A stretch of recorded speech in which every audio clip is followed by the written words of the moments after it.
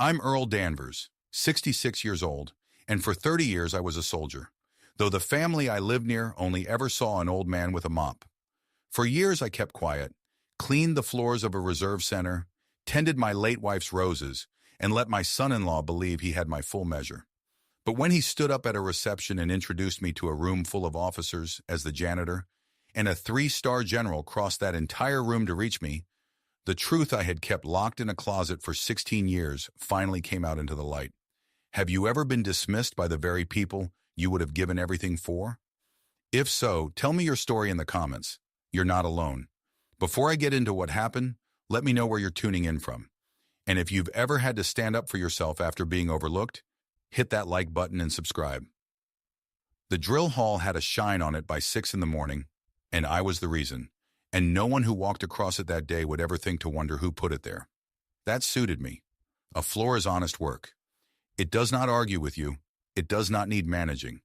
And when you are done, you can see exactly what you did, which is more than most men can say about a whole career. I ran the buffer in long, even passes, the way I once ran everything, corner to corner with nothing missed, and I listened to the building wake up around me. I knew that building the way you know a thing you tend. I knew which door in the east hallway stuck when the weather turned, and which fluorescent tube up over the weapons vault would start to hum before it died, and which board on the bleacher steps would give a warning creak if a heavy man came down them fast. 30 years in the Army teaches you to read a space for the trouble in it before the trouble arrives. You do not lose that when they hand you your retirement certificate. You just point it at smaller things. I spent 30 years teaching men to stand. Now I keep the floor they stand on. It is not a step down. It took me a while to believe that, and I'm not sure I believed it every day, but I believed it most days, and most days is enough to get a man from one end of a floor to the other. At home there were the roses. Marion planted them the spring before she got sick, along the south fence where they would catch the afternoon, and she had a way with them I never had. And after she passed, I taught myself, badly at first and then better, because letting them die felt like letting a little more of her die, and I had already let go of all of her I was willing to. So in the mornings before my shift, I would go out with her trowel, the wooden handle worn smooth to the shape of her hand, and I would work the beds and talk to her a little, the way widowers do, not because I think the dead are listening, but because the habit of talking to her was one of the last habits of the marriage I had left, and I was not ready to break it. Some men keep a chair. I kept a conversation.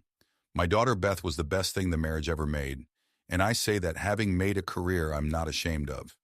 She had her mother's steadiness and her mother's laugh, and she had married the year before a young Army captain named Blake Corliss, and I had walked her down the aisle in a suit that felt like a costume after so many years in a uniform, and I had shaken Blake's hand and meant to love him because he was hers, and a father works with what his daughter brings home. Blake was not a bad man. I want to be fair to him, even now. He was a capable officer, ambitious in the way the Army rewards, and he wore his rank like a man who was still a little surprised to have it and did not want you to notice the surprise. What he had, and what I came to see clearly over that first year, was a habit of measuring every person in a room by what they could do for him. And by that arithmetic, a 66-year-old man with a mop came out to almost nothing. "It's a different Army now, Earl," he told me once at a Sunday dinner, when I made some small observation about leading soldiers. He said it kindly, which was the worst way he could have said it. "Wouldn't expect you to keep up. It's all different from your day." I said, "I imagine it is," and passed him the potatoes, because a man who needs you to know he is above you is telling you exactly where he is afraid he is not, and there is no profit in arguing with a fear. I had corrected 1,000 young men in my time. I had learned that the ones worth correcting ask, and the ones who tell you how it is are not ready yet, and you wait, and sometimes life does the correcting for you more thoroughly than you ever could. There was a private that first winter, a skinny kid from 3 counties over named Whitlock who kept showing up early to drill, because home was not a place he wanted to be in longer than he had to. I would find him sitting on the bleachers at 6 in the morning while I ran the buffer, and after a while we got to talking, the way you do. He was failing his fitness test by a hair and getting chewed for it, and he was starting to believe the thing the Army will let a young man believe if nobody stops him, which is that he did not belong. "You quit on the run yet?" I asked him one morning, not looking up from the floor. "No, Sergeant. I mean, no, sir. I just can't make the time." "Then you haven't quit. A body that hasn't quit can be trained. It's the quitting that's permanent, not the time." I shut off the buffer. "You want to pass that test? You come see me Tuesdays and Thursdays before your shift." I used to know a thing or two about getting a body to do what the mind's afraid of. He looked at me the way you look at a janitor who has just said something a janitor does not usually say. But he came on the Tuesdays and the Thursdays, and I ran him the way I ran 1,000 of them before him, and by spring he passed with room to spare, and he never knew he had been trained by a man who once turned frightened teenagers into a rifle company. He only knew the old fellow with the mop had bothered, when bothering was not his job. Sometimes that is the whole of leadership, doing the thing that is not your job because a young man needs it done. So I did not correct Blake. I mopped my floors, and I tended my roses, and I kept my counsel, and I let my son-in-law believe he had my measure. He had a year of believing it. He had no idea how short a year that was, or that the man who could end it was refilling the coffee at the far end of every room he had ever performed in. Marion would have handled Blake better than I did, or worse, depending on how you keep score. She did not suffer a puffed-up man for 30 seconds, and she would have taken the wind out of him at the first dinner with 2 sentences and a smile, and he would never have quite known how it happened. I did not have her gift for that. My gift was patience, which is a slower medicine and does not taste as good going down. But patience was what I had, and I had a great deal of it, built over a career of waiting out sandstorms and bad orders and young men who were not ready yet. I could wait out a son-in-law. I had no idea that year that I would not have to wait long, or that the waiting would end the way it did, with a general and a fork and a room gone silent. There is a particular sound a family makes when it has quietly agreed that one of its members is a joke, and I learned that sound at my own daughter's dinner table over the course of that year. It started small, the way these things do. Blake would tell a story, and somewhere in the story there would be a version of me, the old fellow with the bucket, the guy who mops up after the real soldiers, and the table would laugh, and Beth would laugh a half-second late and a half-tone off.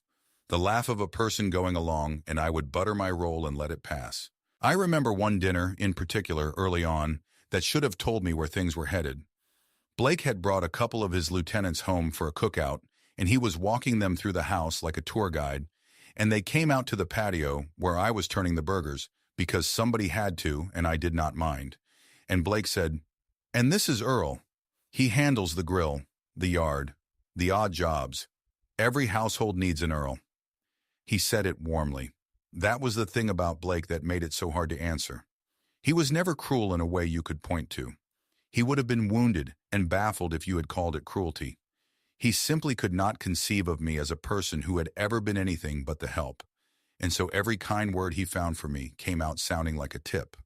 The lieutenant shook my hand and forgot my name in the same motion, and I flipped the burgers, and I thought about the dozens of young officers exactly like them I had raised up from nothing. And I said not one word about it because a cookout is not the place, and because I had promised Marion on her last good day that I would keep the peace with Beth's people whatever it cost me. It cost me that whole first year. I paid it. I would pay it again. But a debt paid in silence still comes due somewhere. And I was learning that the somewhere it comes due is inside your own chest, at night, in a quiet house. I had eaten worse things than a joke at my expense. I had eaten sand and bad news and the names of men I could not save. A joke at a dinner table is nothing next to that.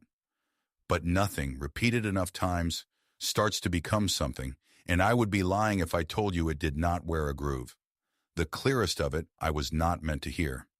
I had stopped by the reserve center on a Saturday to fix a leaking valve nobody else knew how to reach, and I came around the corner of the supply hallway and heard Blake's voice in the break room, holding forth to a couple of his lieutenants.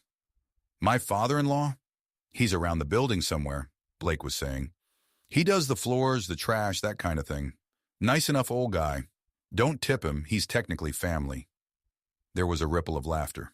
"Married up when he got my wife's mother, honestly. I don't think he ever did much of anything." I stood in the hallway with a pipe wrench in my hand and I let it pass, the way I had let all of it pass, and I went and fixed the valve, and I did a good job of it because the valve had done nothing to me. But I will tell you what it cost because I want to be honest about it.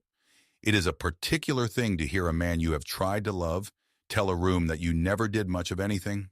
I had done a great deal of something. I had done it in places that do not make the news anymore, on days that cost me sleep for 20 years after. And I had come home and buried a wife and taught myself her roses and taken a broom to a floor, rather than sit alone in a quiet house, and here was a young captain summing all of it up as marrying up and getting lucky. To a couple of lieutenants who laughed because he was their commander, and laughing was easy. None of it was true, and all of it landed, because a lie repeated in a room you are standing outside of has a weight the truth does not always carry. I have taught men that the first feeling is not the one you act on. It arrives, it fills you, and then, if you have the discipline, it drains, and you are still standing, and your hands are steady, and you can do the next right thing. I stood in that hallway, and I let the feeling arrive, and I let it drain, and then I went and fixed a valve, because a fixed valve is a true thing in a day full of false ones. That night I went home, and I did a thing I had not done in a long time. I took the shadow box down from the top shelf of the hall closet, where it had lived under a moving blanket since the day I retired, and I set it on the kitchen table, and I looked at it. There it all was, behind the glass, the chevrons climbing up through 30 years, sergeant to staff sergeant to sergeant first class, to master sergeant to first sergeant, to the star and wreath of a command sergeant major. The combat infantryman badge, the rifle on the blue field, that you only get one way. The bronze star with the little bronze V that stands for valor and stands for a day, I do not talk about. The rows of ribbons, each one a year, a place, a name. A whole life a man had lived, in a box, under a blanket, in a closet, because he had decided somewhere along the way that the life was too heavy to keep looking at. I looked at it for a long while. Then I wrapped it back up and put it away, because I was not ready, and I told myself I might never be, and I turned off the kitchen light. 2 weeks later, the reserve center got the word there would be a change of command. A young captain was taking a company, and there would be a formal ceremony and a reception after, in the drill hall, my drill hall, and the presiding officer would be a general down from the division. And I was told by a staff sergeant half my age, who did not know he was talking to a retired command sergeant major, to make sure the floors were spotless for the general. You know how these general officers are? The staff sergeant added importantly, a kid who had probably never stood within 30 feet of a general in his life. They notice everything. One scuff and it's the colonel's whole day ruined. I've heard they can be particular, I said, and I kept my face still, because there was a joke in it only I could see, and it was not the kind you share. I had spent the back half of my career walking into rooms with general officers and telling them respectfully and to their faces the things their staffs were too frightened to say. I knew exactly how particular they were and were not, and I knew the one small truth the staff sergeant did not, which is that a general worth his stars does not notice the floor at all. He notices the soldiers standing on it. The floor is for the people who are still learning where to look. I spent that whole week getting the drill hall right, and I did it the way I had done everything for 30 years, which is all the way. I stripped and re-waxed the whole floor over 2 nights. I got up on a ladder and cleaned the tops of the window frames where no living soul would ever look. Because Marion used to say, a job you only do where people can see, it is not a job, it is a performance. And I did not raise our daughter to marry a performer, though it seemed I had anyway. I squared every chair. I shined the brass on the old unit crests along the wall until they threw back the light. And the whole time I worked, I had a low, uneasy feeling I could not name. The kind I used to get before a mission when a detail was wrong and I could not yet see which one. I told myself it was nothing. A reception, a young captain's day. I would keep the coffee full and stay out of the way I always did. I told the staff sergeant I would see to it, and I did. I always did. They wanted the floor spotless for the general, and the floor was going to be spotless. It was the general I was not ready for. The drill hall looked good that afternoon. I will say that much for my own work. The floor threw back the overhead lights like still water, the flags stood squared and true along the front, and the long tables wore white cloths and the coffee urns I tended gleamed at the side of the room. A change of command is a good ceremony, one of the Army's best, all about continuity, about a thing being handed carefully from one set of hands to another. I have always loved them.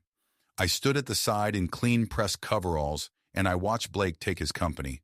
And whatever I thought of the man, I felt the old pride in the ritual, because the ritual is bigger than any one officer standing in it.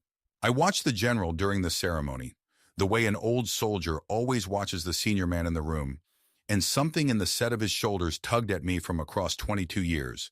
But he was one gray-haired general among the many I had known, and I did not let myself finish the thought. There are a lot of lean gray generals. I had served a fair number of them. I told myself it was only that the good ones carry themselves alike, and I went back to minding my urns. The reception came after. The room loosened, the uniforms mixed with the family clothes, and Blake held court at a table near the front with Beth and with his mother, Gwen, who had come in from out of state, and a knot of his fellow officers and a colonel or two. I kept the coffee full and stayed out of the way, which was my whole role at every gathering, and I was content in it. Beth caught my eye once across the room and gave me a small smile, and for a moment I thought maybe it would be an easy afternoon. The kind where I fade into the wall and everyone has a nice time and I go home to the roses. I should have known better. Easy afternoons are not the ones the good Lord uses to teach a man anything.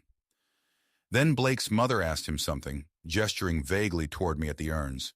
Some idle question about who I was, and Blake's face took on the bright, pleased look of a man about to be funny for an audience. "Oh, that's our janitor," he said, and he pointed at me with his fork, loud enough to carry, loud enough for the colonel and the young officers and half the room. "He mops the floors here at the base. Big career." He grinned. "He's Beth's dad, technically. We keep him around."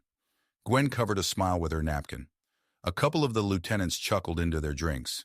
Beth's face went still and pink, and the room, the way rooms do, waited to see what the old man at the coffee urns would do with that. I set down my rag. I did it slowly, because slow was what I had instead of loud, and I had learned a long time ago that in a room full of noise, the quietest man is the one everyone ends up watching. "You've never asked what I did here," I said. Not to the room. To Blake. Just the plain fact of it, set down on the white tablecloth between us, that in a year of Sunday dinners and family holidays, my daughter's husband had never once asked me the question a man ought to ask the father of the woman he married. Blake opened his mouth to make it into another joke. He did not get the chance. Across the length of that drill hall, at the head table where the senior officers stood with their coffee, the general had gone still. He was a lean man with 3 stars on each shoulder and gray at his temples, and he had been in the middle of a sentence, and the sentence had stopped, and he was looking down the room, at me, with an expression I had not seen aimed at me in 22 years. He set down his cup. He said something short to his aide, who straightened, and then Lieutenant General Von Ellery stepped away from the head table and walked the entire length of that room, past the colonels, past the captains, straight past Blake Corliss, who was half risen from his chair with his mouth still open, and he stopped in front of me, the janitor at the coffee urns, and he came to a stop the way a soldier comes to a stop, and his voice, when it came, was not steady in the way a general's voice is supposed to be. "Sergeant Major Danvers," he said, "it has been 22 years, sir." The room did not make a sound. Blake's grin was gone. The colonel had risen to his feet without seeming to decide to, and I looked at the frightened lieutenant I had last seen on a bad road outside a bad town, grown now into a man with a division under his hand, and I felt something I had kept in a closet under a blanket for 16 years move in my chest. "General Ellery," I said, "you held up." He put out his hand and I took it, and it was not a general shaking a janitor's hand. It was Von Ellery gripping the hand of the man who had gripped his shoulder on the worst day of his young life. And neither of us said the thing that was in both our faces, because there were 100 people watching, and some things are not for a room. "They told me the reserve center had a legend doing the floors," he said, quiet enough now that only I could hear. "I did not let myself believe it was you. I have been looking for you for years, Sergeant Major." "I've been right here," I said. "I can see that." His jaw worked. He glanced just once at Blake, who had gone the color of the tablecloth, and then he looked back at me, and something in him decided not to spend the moment on the young captain, which was its own kind of mercy, because a word from a 3-star general could have ended Blake Corliss right there. And we both knew it, and Blake knew it most of all. Ellery gave the boy the gift of not bothering, which is a worse verdict than fury, and a kinder one at the same time. 22 years, and he still called me sir. In my army, the man who teaches you how to stay alive gets that word out of you for the rest of your life, whatever the rank sits on his collar. Blake did not know that yet. He was about to learn it along with a great many other things in front of everyone he had wanted to impress. Vaughn, Ellery, and I found a quiet corner of the drill hall while the reception rearranged itself around the fact of us, and for a few minutes we were not a general and a janitor. We were a lieutenant and his platoon sergeant, which is a bond the Army makes and then mostly forgets it made, though the two men in it never do. "Why did you never call me?" he said. There was hurt in it, real hurt, the kind you only have room for with someone who mattered. "I have looked for your name at reunions. I have a note in my files to find you. Sergeant Major, I have carried what you did on that road into every command I have ever held. I tell young officers about you. I have told the story to rooms full of lieutenants who needed to hear it, and the whole time you were 40 minutes down the highway pushing a broom, and you never once picked up the phone." He told me things, standing there in the corner of my drill hall, that a man does not often get to hear about himself. He told me he had made every young officer who ever worked for him read a page he wrote about that road, about a platoon sergeant who talked a frozen lieutenant back into his own hands. He told me he had turned down a staff job once because taking it would have meant abandoning soldiers in a bad spot, and that he made the decision by asking himself what Sergeant Danvers would think of him if he left. He told me he had a daughter at the academy now, and that he told her about me. 22 years I had been a story he carried, and I had spent those same 22 years believing I had faded from every life I passed through. And both of those things had been true at once, and only one of them was. "You had your career to run," I said. "You didn't need an old man reminding you where you came from." "That is exactly what I needed," he said. "That is what all of us need, and almost none of us get." He looked at me a long moment. "You always did decide what other people needed and then hand it to them without asking. You did it on that road. You are doing it now." I did not have an answer for that because he was right, and being seen that clearly by a man I had last seen as a boy was a strange and difficult gift. Colonel Aldridge found me at the coffee urns before I left the reception and shook my hand and held it a beat too long, the way a man does when he is trying to say something he does not have the words for. "I've read General Ellery's account of that convoy," he said quietly. "It's required reading in 2 schoolhouses I know of. I have shaken your hand a dozen times in this building over 2 years and called you Earl and asked you to fix the thermostat, and never once. Sergeant Major, I am ashamed of myself, and I am not a man who says that easily." I told him he had nothing to be ashamed of, that I had gone to considerable trouble to make sure no one in that building knew, and that a man cannot be faulted for not seeing what another man has worked hard to hide. But I was grateful for it. There is a particular decency in a senior officer who will stand in front of an enlisted man and own a thing, and it is rarer than it should be, and it told me Aldridge was the real article. Out in the parking lot, I would hear later, Blake was already at work trying to make it small. Beth told me about it that night, her voice tight. He had said something to her about how he could not have known, how it was not that big a deal, how the old guy should have said something, and Beth, who had laughed a half-second late at a year of dinners, had not laughed at all. Something had shifted in my daughter that afternoon, and it was not going to shift back. I called Ike Sudduth that night, because a man needs to talk to someone who was there, and Ike had been there for most of it, 30 years of it, another old NCO gone gray on a lake somewhere with a boat he barely used. I told him what had happened. Ike was quiet a while, the way he gets. "You buried the man to bury the grief," he said finally. "I always knew you did. Put the whole soldier in a box because you couldn't look at the box without seeing the ones who didn't ride home. That's a real thing, Earl, and I'm not going to tell you it isn't. But those are 2 different funerals, and you've had the second one going on 16 years now, and I think it's time you dug one of them back up. The man, I mean. Not the grief. Let the man out of the closet." I sat with the phone a long time after we hung up. I sat up late that night and let the road come back, because I had spent 16 years holding it at arm's length, and it had earned the right that night to stand close. 2004. A supply route that everyone said was quiet right up until it was not. A stalled vehicle, then the sound the world makes when it decides to come apart, and dust and noise and the particular chaos that no amount of training fully prepares a young man for the first time.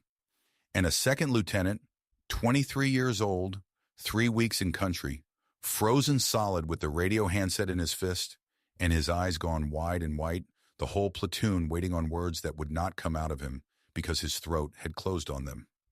I have seen it before and since. It is not cowardice. It is the mind meeting the elephant for the first time and needing one hand on its shoulder to remember it is still a man. So I gave him the hand. I put it on his shoulder, hard, so he would feel it through the fear, and I put my mouth close to his ear, and I talked to him in the voice I had spent 20 years building for exactly that half a minute. Low and level and certain, no louder than I am talking to you now. I did not tell him it was fine. It was not fine. I told him the next thing, and then the next thing, one order at a time, and I made him say each one back to me. And somewhere in the saying back, his hands came alive again, and his voice came back down out of his throat, and he keyed that radio, and he led. He led. I only pointed him at the leading, and between the two of us, the lieutenant and his platoon sergeant, we got every man off that road, and I carried the memory of the ones on other roads who did not make it. But that day, that road, everyone came home. I did not do it to be remembered. I did it because it was the job, and the job was the only religion I ever fully kept. But being remembered, it turned out, was a thing I had gone hungry for without ever letting myself know I was hungry. Ike was right. I'd been at a funeral for 16 years. It was time to leave. I told Beth everything the next evening, at her kitchen table, with Blake sent out on an errand so it could be just us, the way it should have been years before. I told her about the drill field, the years I spent turning frightened kids into soldiers, how many of them still wrote me at Christmas. I told her about 2004, as much of it as a father tells a daughter, which is the shape of a thing without its sharpest edges. I told her about the ranks climbing up through 30 years, and the badge you only earn one way, and the medal with the little bronze letter on it. And I told her why she had never heard any of it, which was the hardest part because it did not make me look good. I thought staying small kept me safe, I said. After your mother, after the ones I lost, I thought if I just kept my head down and kept useful and never asked anybody to be impressed, nothing else could get taken from me. That is not wisdom, Bethy. That is a kind of hiding. I dressed it up as humility for so long I fooled myself. I did not fool your mother. She never bought it for a day. Beth was crying by then, the angry kind of crying, angry at herself and at Blake and at the year of dinners. I had to learn my own father from a 3-star general in front of a room full of strangers, she said. Do you understand how that felt? I do now, I said. I'm sorry. That one's mine to carry. She reached across the table and took my hand, my daughter, the way her mother used to, and we sat like that a while in the kitchen light. Tell me one thing about him, she said finally, about the man on the road. I want to know one true thing I can keep. So I told her about Ellery keying that radio, how a boy's voice came back down out of his throat and became a leader's voice in the space of 30 seconds, and how it was the finest thing I ever watched happen to a human being, better than any medal, watching a frightened kid choose to be the man his soldiers needed. That's the job, Bethy, I said. Not the shooting, the standing up, teaching a person to stand up when everything in him wants to lie down. I did it on a road once. I did it on a drill field 1,000 times. I've been doing it in coveralls for 2 years and calling it mopping.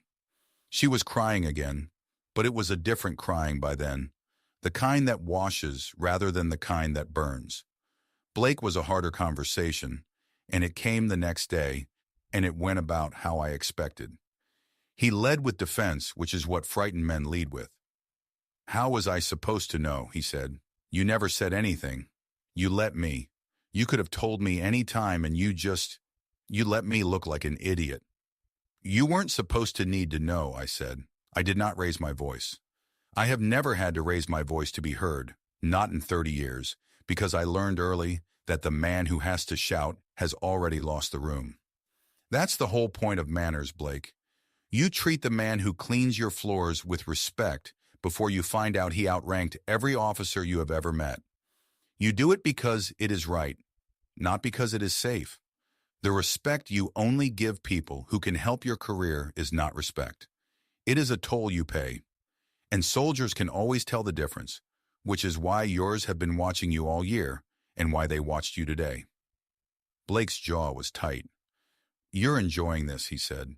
"You could have told me any time this year, and you sat there and let me dig the hole." I looked at him a long moment. It was the closest thing to an honest sentence he had said to me in a year, even wrapped in blame the way it was. "I did not enjoy 1 minute of it," I said, "and I did not let you dig anything. I have spent 16 years keeping that man in a box because looking at him hurt, and you wandering into it was an accident, not a trap. If I had wanted to humiliate you, I have had 100 dinners to do it, and I never took a single one. What happened today happened because a general has a long memory, and I have a short list of men I will cross a room for, and it turns out I am on his. That is not a thing I did to you. That is a thing that is true about me, that you never once thought to wonder about. There is a world of difference between the two, and you are old enough now to learn it." He had no answer for that. I did not need him to have one. But I gave him one more thing, because a boundary without a door is just a wall, and I have never believed in walls between family. "I'm not doing this to take you down a peg," I said. "You're my daughter's husband and the father of my granddaughter, and that makes you mine to look after, whether either of us likes it on a given day. I spent 30 years building men better than they thought they could be, and most of them started out worse than you. You've got good material in you, Blake. You just spent a year pointing it in the wrong direction. I can help you point it the right way if you ever decide you want the help. The offer's open. It doesn't expire. That's more than the Army ever gave me, and I'm giving it to you." He looked at me then like he was seeing me for the first time, which, in the way that mattered, he was. He did not say much, but something behind his eyes had come unlocked, and I had opened enough locked men in my life to know the sound of it. That week, Colonel Nathan Aldridge, who had hosted the reception and had stood up so fast when Ellery crossed the room, tracked me down in the boiler room and asked, almost shy, if I would come speak to his young non-commissioned officers. He stood there in his fatigues, a full colonel, shifting his weight like a private outside the first sergeant's office. And it took me a moment to understand that he was nervous, that the story of the road had gone through the building, and now a man who outranked half the state was asking a janitor for a favor and half afraid to be told no. "They need to hear from somebody who did it for real, Sergeant Major," he said. "Not a slideshow. You, however you want to do it." The institution I had served for 30 years and then quietly cleaned for 4 was reaching back out and asking for the man, not the mop. I told him I would think about it. I already knew I would say yes. Blake had wanted to know how he was supposed to know who I was. That was the whole trouble, right there in the question. For a year, he had never once wanted to. Word moves through a reserve center faster than through any other institution I know, because soldiers are the biggest gossips God ever made, and by the following drill weekend, everyone in the building knew that the old man who did the floors was a retired command sergeant major who had pulled a now-famous general off a road in Iraq when the general was a scared lieutenant. It changed the way the building held itself around me, and I will not pretend I did not feel it. Soldiers who had walked past me for 2 years as though I were part of the wall now stood a little straighter when I came down the hall with my cart. A young sergeant stopped me by the arms room, awed and awkward, and asked if the story was true, the one about the road, and I told him the true version, which is smaller and harder than the one that travels, and he listened like it was scripture. I told him the lesson I most wanted him to keep, which is that courage is not the absence of fear, but a set of habits you build so carefully that your hands keep working after your nerve is gone. He wrote it down. A young man wrote down something I said. It had been a long time. There was a strangeness to it I had not expected and had to sit with.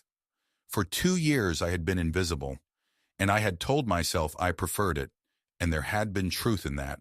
But there is a difference between choosing to be quiet and being treated like you are not there. And I had let the second one wear the clothes of the first for so long, I had stopped telling them apart. Being seen again, by the young ones especially, was like coming into a warm room after standing out in the cold. So long you had forgotten cold was a thing happening to you. It was uncomfortable at first, the way warmth is uncomfortable on hands that have gone numb.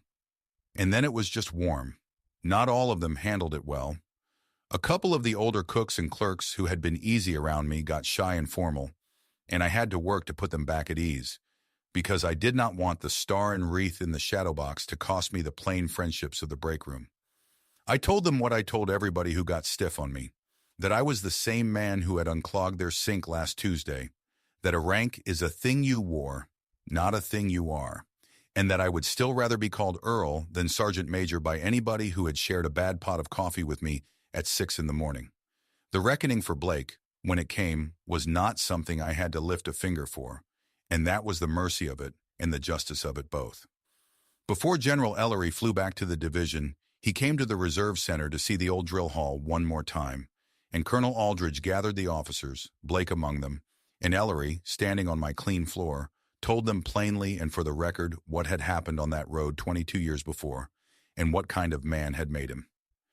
Every officer in this room measures himself against someone, Ellery said. I was in the back, by the doors, leaning on the handle of my cart, and he found my eyes across the room when he said it. I have measured myself, my whole career, against the non-commissioned officer who was buffing this floor at 6 o'clock this morning. Gentlemen, you will not have many days in your life when the person you most need to impress is holding a mop. When you do, I hope to God you handle it better than some of us did. Blake stood in that room and took it. He had no choice, and to his small credit, he did not flinch away from it. Whatever he was not, in the end, a coward, and there is a seed of something workable in a man who can stand still and let the truth land on him. I was told later, by a lieutenant who was there, that when Ellery finished, he looked at the assembled officers and said one more thing, quieter. The kind of thing a general only says when he means it all the way down. You will spend your careers chasing rank, he told them. Take it from a man with 3 stars. The rank is not the thing. The thing is whether, 30 years from now, some soldier you have forgotten remembers that you saw him when you did not have to. That is the only promotion that lasts.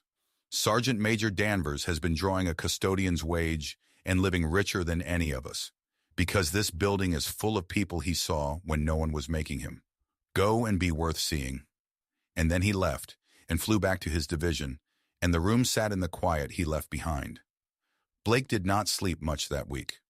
Beth told me he would get up in the night and sit at the kitchen table with the company roster, learning it, and once she found him just sitting in the dark, and when she asked what was wrong, he said, I think I've been a small man in a big uniform, and your father is a big man in coveralls, and I don't know how you come back from finding that out about yourself. And Beth, God love her, told him the truest thing, which she got from her mother, who got it from watching me. You come back from it by getting bigger. Nobody ever came back from anything by getting smaller. That night at his kitchen table, Beth told him plainly what had to change, and this time he did not defend and did not deflect. He just listened, which was new. And I went home, and I took the shadow box down from the top shelf of the closet, and I took off the moving blanket, and I found a nail, and I hung it on the wall in the front room where the afternoon light comes in off Marion's roses.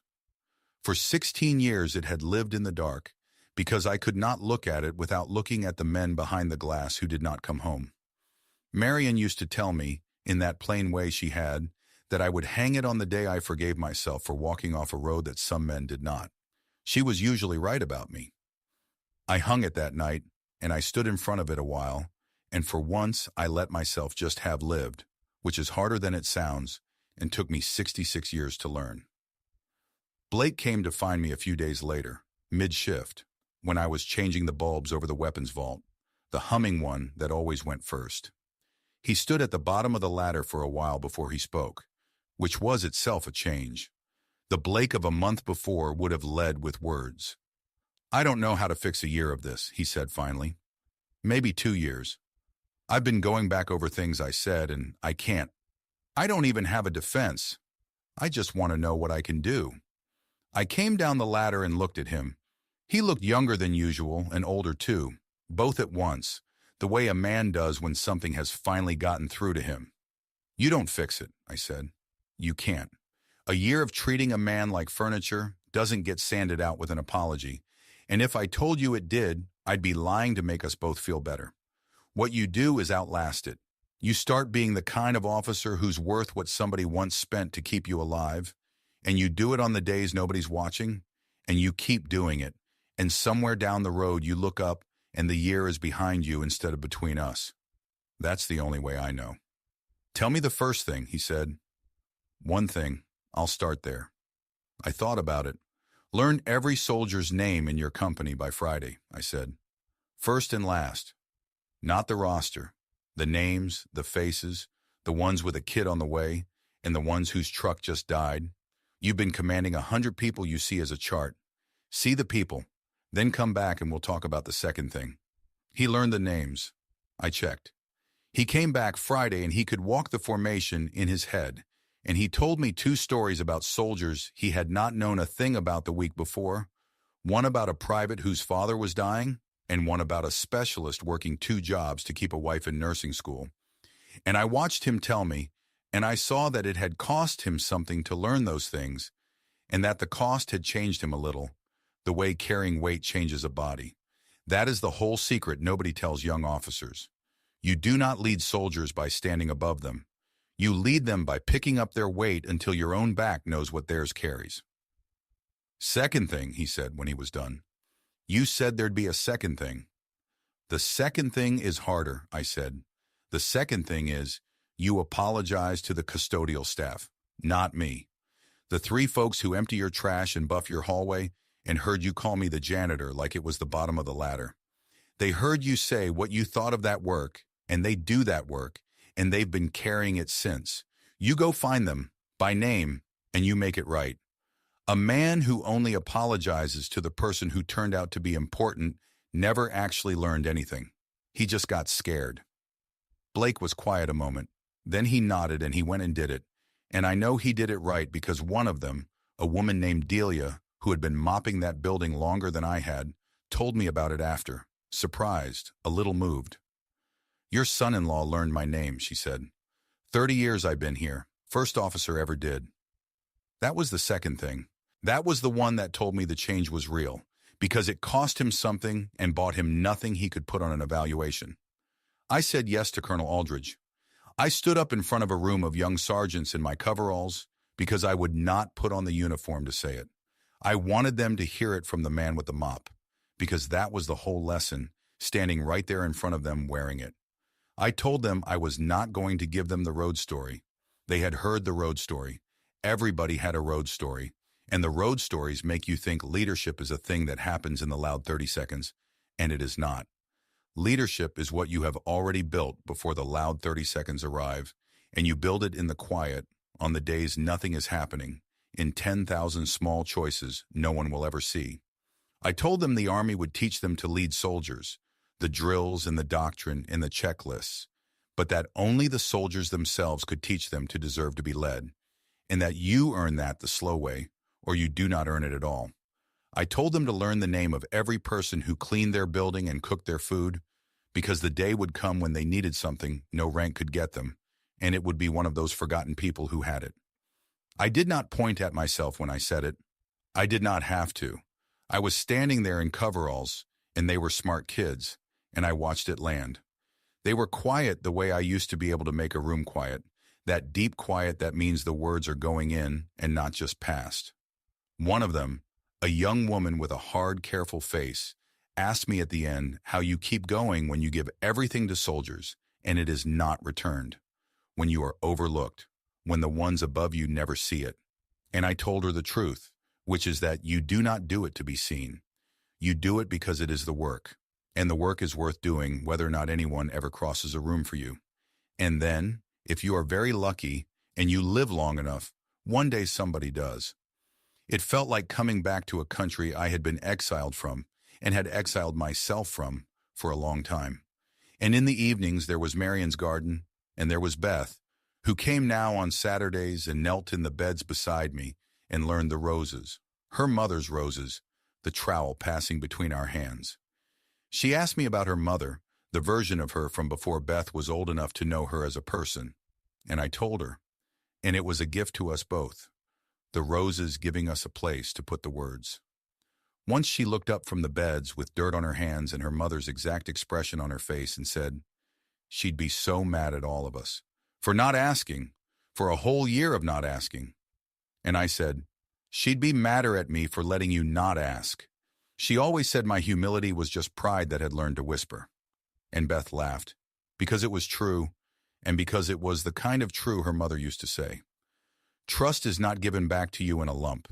It is re-earned one plain Tuesday at a time, and Blake started showing up on the Tuesdays, the unglamorous ones, the ones where there is nothing to be gained and no one to impress, and that, more than any apology, was what began to count.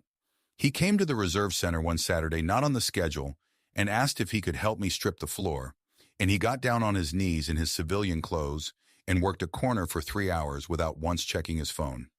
And we did not talk much, and it was the best afternoon we had ever spent together. A man will tell you who he is becoming by what he is willing to do when it wins him nothing. Blake was becoming somebody worth the trouble. It had only taken a general and a fork and the worst afternoon of his young pride to start it.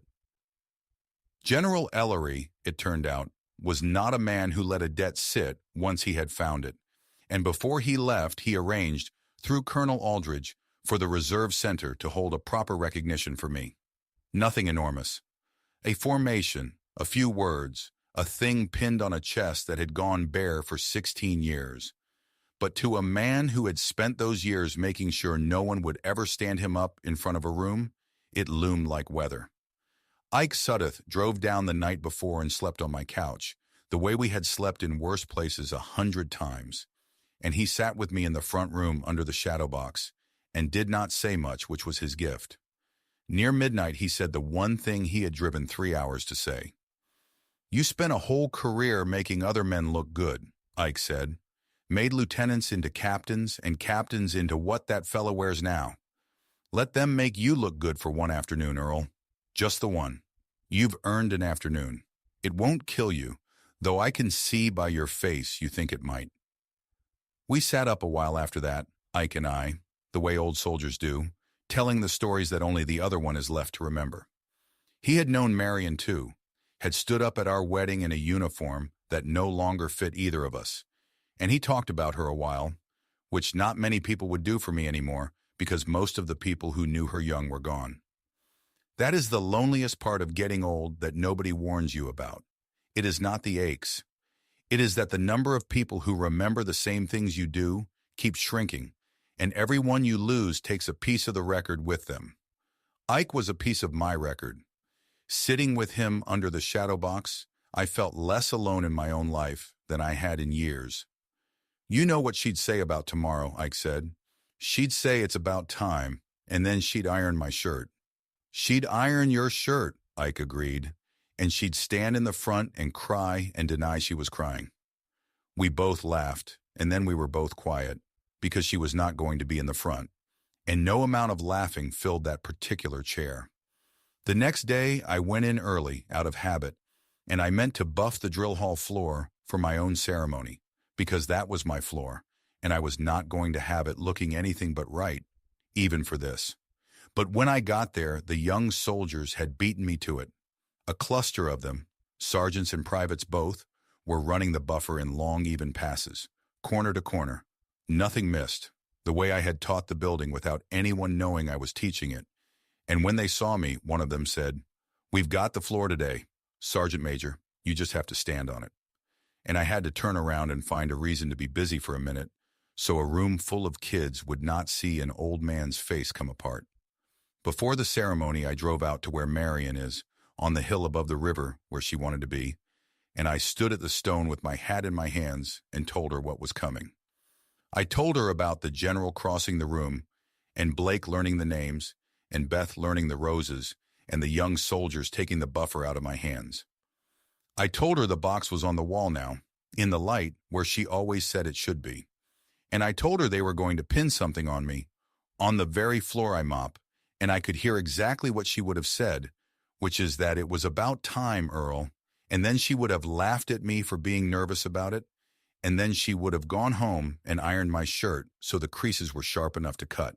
Because Marion believed that if you were going to let people honor you, you owed it to them to look like you took it seriously. That a sloppy shirt at your own ceremony was a way of telling everybody their trouble did not matter. I don't know how to be the one standing there, I told the stone. I only ever knew how to stand the other ones up. The wind moved in the grass and did not answer, the way it does, and I put my hat back on and drove to the reserve center to be honored on my own floor, because she would have driven me herself if she could, and I was not going to make her ashamed of me by not showing up. That night I stood in the front room and looked at the shadow box on the wall, out in the light where anyone could see it now, and I thought about the morning coming. Tomorrow they would stand me in front of the young ones and say out loud what I did. The road, the platoon, the years. I had spent 16 years making certain no one ever would. I stood there a long time, and I wondered whether I could stand in that spot on that floor and let them.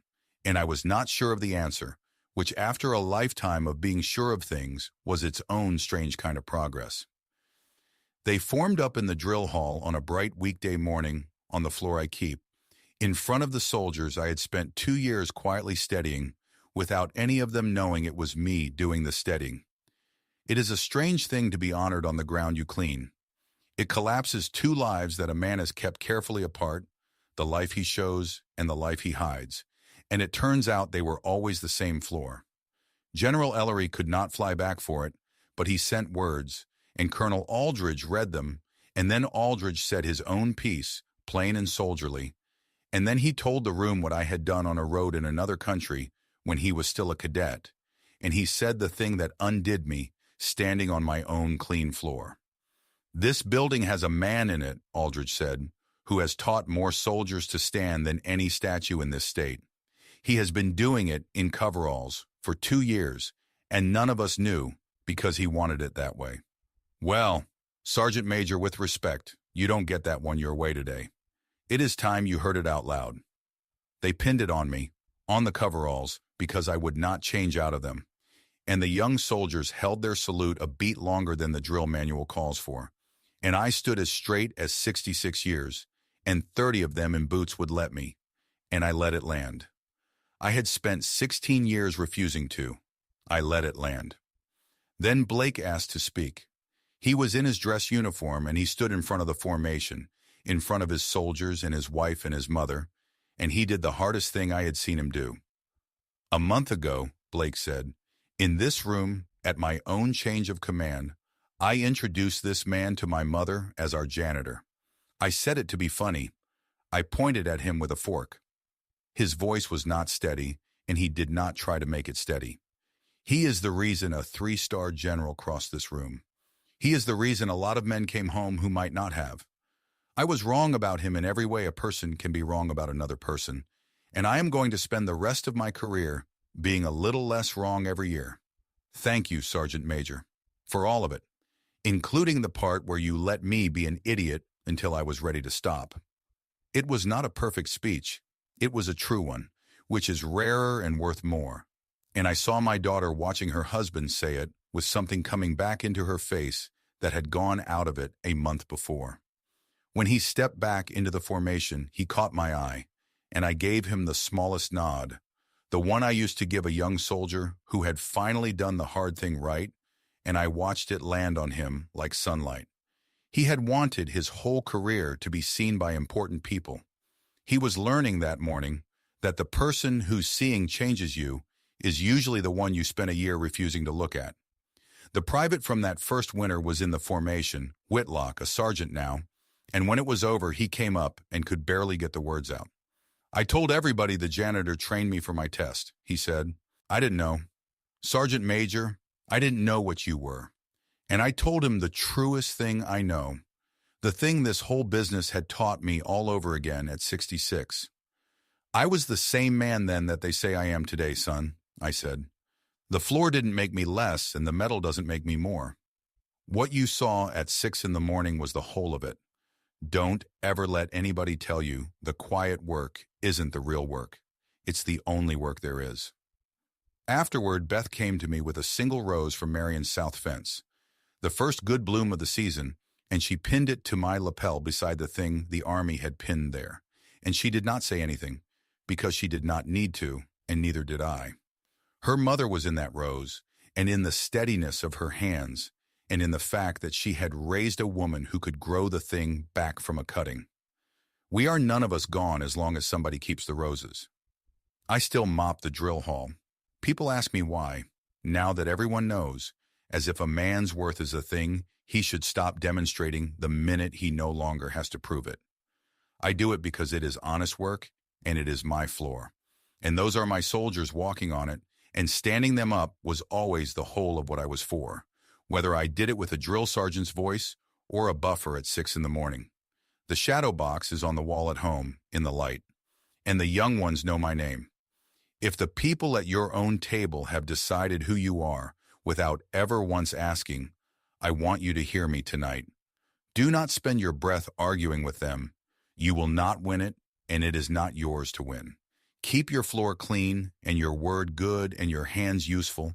Live the whole of who you are quietly and without apology, and let the right person walk across the room when the time comes. They always do in the end. It took a 3-star general crossing a drill hall to teach me a thing I had spent 16 years refusing to learn, which is that the man who spends his life teaching others to stand is allowed once in a while to stand there himself and be counted. If this story meant something to you tonight, if you have ever been overlooked by the people closest to you, or made yourself small to stay safe, or waited a long time to be seen, I hope you will share it with someone who may need to hear it. Tell me in the comments about the quietest, most underestimated person you know, the one whose whole story you never thought to ask for. And remember, no matter your age, no matter how long you have been hiding, it is never too late to hang the box back on the wall, to choose dignity over noise, and to let yourself be counted among the ones still standing. Thanks for spending this time with me. Thank you for staying with me to the end of this one.